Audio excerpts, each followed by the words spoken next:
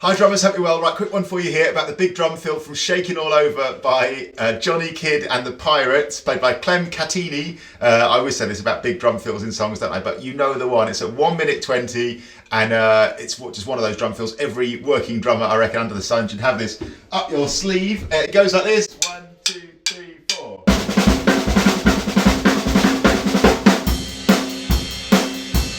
So ba ba da ba ba da ba ba da ba ba da ba ba da ba.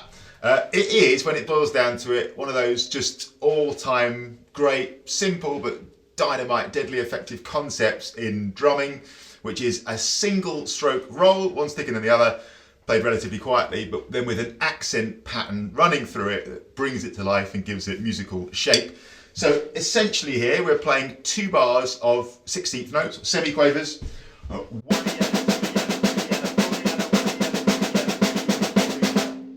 At the end of the second bar, it goes 4 ands to 2 eighth notes. So the rhythm structure is 1 and 2 and 3 and 4 and 1 and 2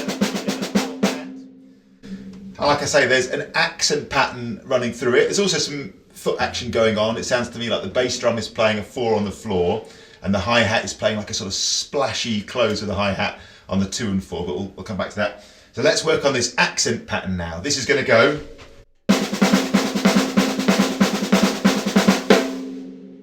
So like I say, it's all about that core skill that drummers have of playing a roll and picking out accents. Now I often do this with my students, loads of drum students that I've taught over the years, and all channel members that I've written their practice plans for and had their Zoom sessions with and all that stuff. One of the core components for almost everybody when they hit a certain point is getting this skill going, picking out accents from a single stroke roll. The classic sort of drill we do at first is we just play the roll, 1 E-ander, 2 E-ander, 3 E-ander, 4 E-ander. We say, okay, first of all, let's practice accenting on the beat, on the numbers.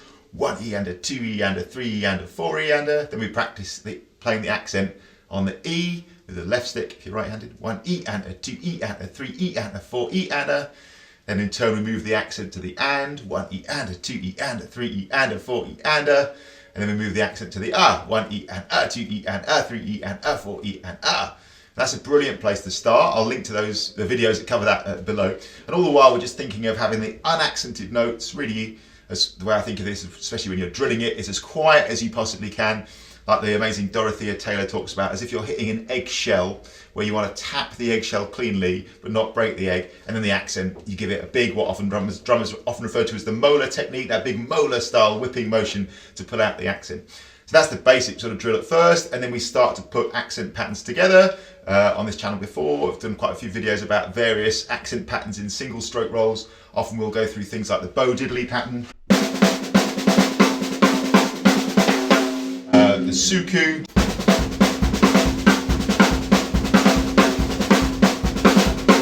or like a single stroke samba, like a partido aldo accent pattern.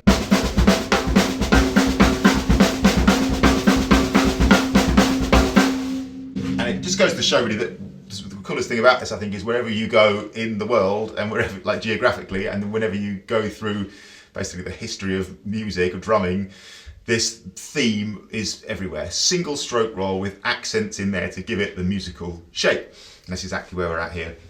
So that's the core skill involved. And by spending time working on that drill and accent patterns generally, and as you keep going and progress with your drumming, this will sound cleaner and cleaner. The challenge at first is, and often people will learn a drum fill like this and they'll say, oh, it doesn't sound quite right, I'm not quite getting the accents. Well, you have to really, in my experience, in my opinion, really craft the skills here, the loud note versus quiet note thing. And that really does take time, years really, I guess, as you develop with your drumming, and you can just expect to get better and better and better at that.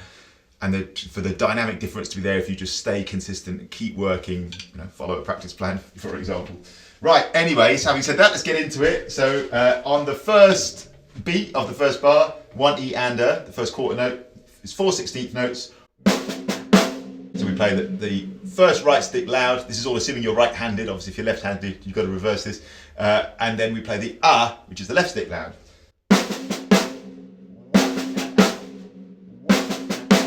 On beat 2, we go. So both the right sticks are played strong there. So first half of the first bar. 1 E and a 2 E and a 1 E and a 2 E and a.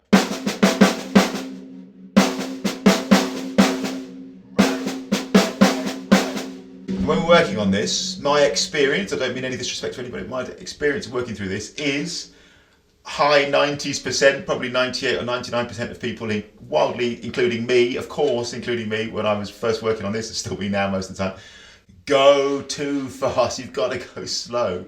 Give your brain a chance. You'll save time by going slow, man. Like, play it accurately first. Like, okay, when at full speed it goes. That's great, we're working to that. But the first stage isn't that speed. If this is a new sort of skill, the first speed is going slow. Like, present your brain with the information. Give your hands and your brain and your feet, when the foot pattern is in working together, your nervous system, a chance to digest this information and actually process it. And the result of that, in my experience, in my opinion, will be something that sounds really good in the end. Go slow. That's the first half of the first bar. Beat 3 of the second bar is 3. So quiet right, loud left, loud right, quiet left. And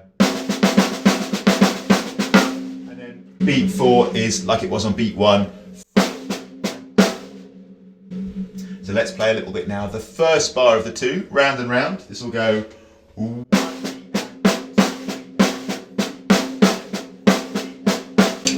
and 2 and 3 and 4 and 1.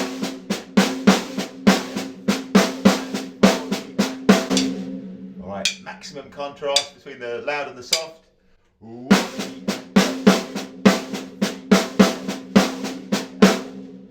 2 and 3 and 4 and.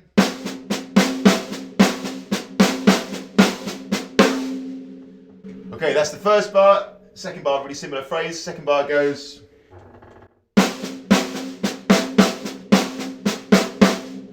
Similar phrase, similar idea in the second bar. So you've got 1 E and a 2 and a 3 and 4. So second bar of the 2, beat 1, 1 E and a 2 loud rights, beat 2, 2 E and a left right on E and is accented.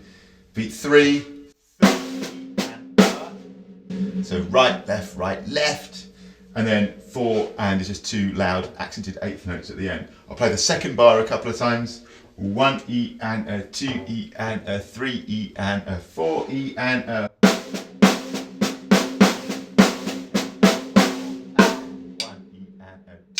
And a 3 E and a 4 E and a.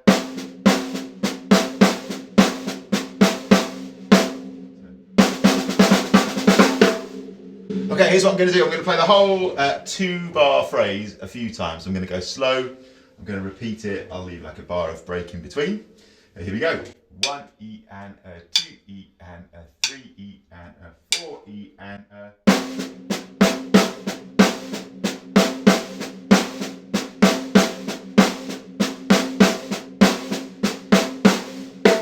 1 and a 2 E and a 3 E and a 4 E and a 1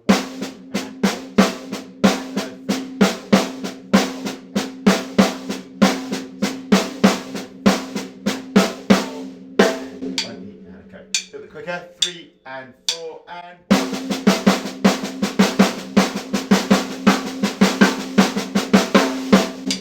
2, 3, 4. 2 and 3 and 4 and 2 and 3 and 4 and. So that's the basic idea. I can't repeat enough times that it's not just about this feel. This is a core skill, in my opinion, through the whole of contemporary drum kit drumming, or even military drumming for that matter, like playing a single stroke roll with an accent pattern in there. So it's those skills more so than it is just this fill per se. But that's what it's all about. Like I say, it sounds to me like he's playing the bass drum on the quarter note all the way through, quite lightly, in a sort of very 60s way.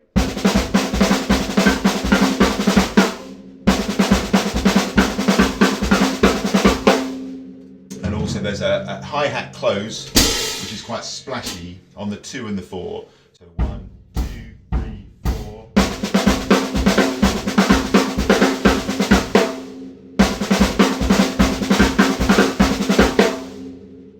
to be super authentic. Nice to put that in, but it's not the end of the world. Some other things to say about this is shout out to channel member David. Like I say, he's working on this one. He said, is there something funny about the timing here? Not once you start playing it. So once you start playing it, it's 2 solid bars of 16th notes, except for the little 2/8 at the end. And then the only thing that's a bit weird is there's 6 beats of break before it. So you're playing the tune. 1, 2, 3, 4, 5, 6.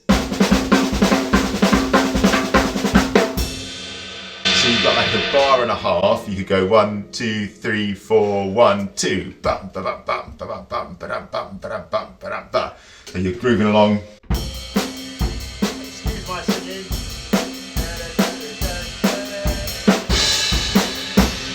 Shaking all over.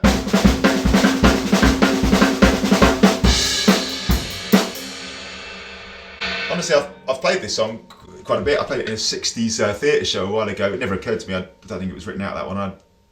It never occurred to me that's a bar of 6. It's one of those ones that just feels right. If you've heard the song, you'll just sort of feel it and play it most likely.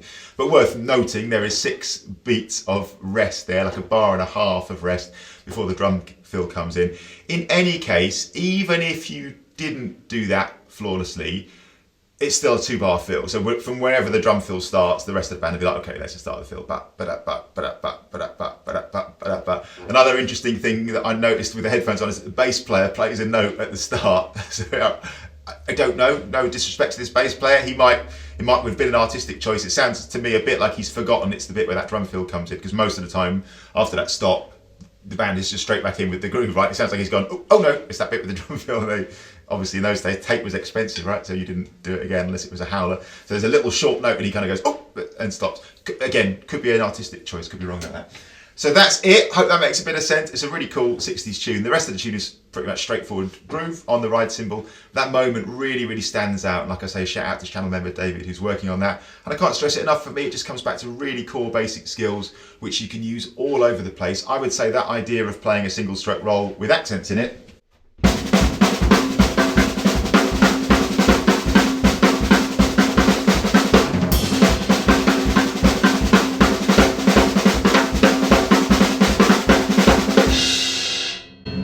for me, it's absolutely one of my go-to things if it's time for a solo or a solo fill, even of any note like that, in loads of different styles. Like I was saying earlier, for me, it's just one of those things, wherever you go around the world, wherever you go through the history of drumming, music with drumming in it, it's just this sort of eternal truth. There's always a dude going, or a girl going.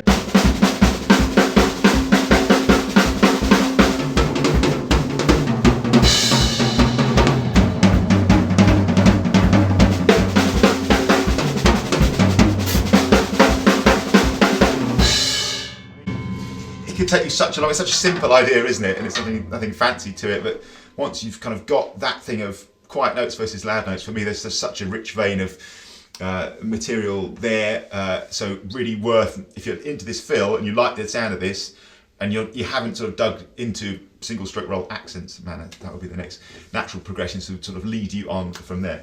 So I hope that all makes a bit of sense. Like I say, shout out to channel member David. If I didn't say this already, that was played by drummer Clem Catini, by the way, from Johnny Kidd and the Pirates. I think, as I understand it, that was the original version, and actually there were which was quite big in Britain and Europe, and then around the world there are actually other versions of the song that were more well known. But I'm thinking of the original version there by Johnny Kidd and the Pirates. And thanks for watching as always. Really appreciate it. 2, 3, 4, 5, 6.